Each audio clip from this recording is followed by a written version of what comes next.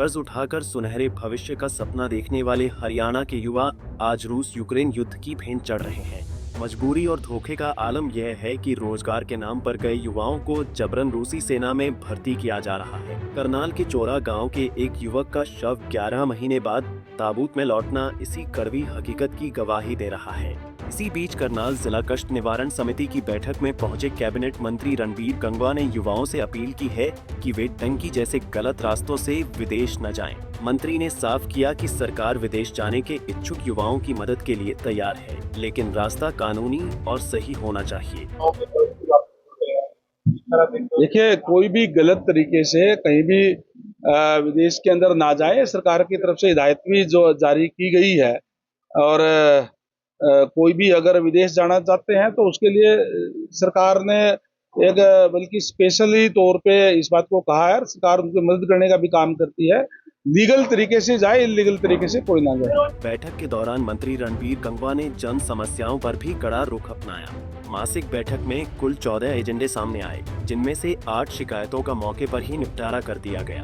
बाकी बची 6 शिकायतों को लंबित रखते हुए मंत्री ने अधिकारियों को सख्त दिशा निर्देश जारी किए कि आम जनता को दफ्तरों के चक्कर न काटने पड़े। वहीं पंजाब में हुए ग्रेनाइट हमले की कड़ी निंदा करते हुए कैबिनेट मंत्री ने कहा कि आतंकवाद किसी भी सूरत में बर्दाश्त नहीं किया जाएगा और दोषियों के खिलाफ सख्त से सख्त कार्रवाई होगी। कमेटी की मासिक बैठक थी, जिसके अंदर कुल 14 एजेंडे थे और उसमें से 6 शिकायतें जो है मौके पे उनका 8 शिकायतों का मौके पे निपटान किया गया है और 6 शिकायतें पेंडिंग रही है। जो अगले मीटिंग होगी उसके अंदर उसकी रिपोर्ट मांगी गई है। उसके बाद में उनको अगली बार निपटान उनका किया जाएगा।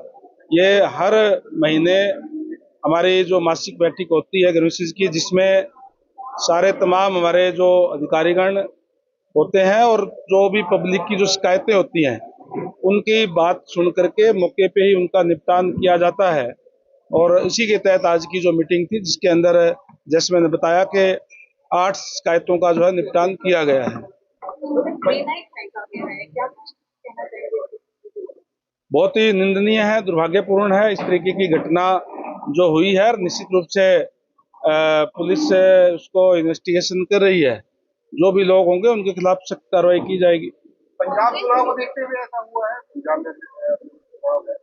देखिए, आतंकवाद तो आतंकवाद है, चाहे चुनाव के टाइम हो चाहे कभी भी हो, और उसके खिलाफ सख्त कार्रवाई जो है की जाएगी।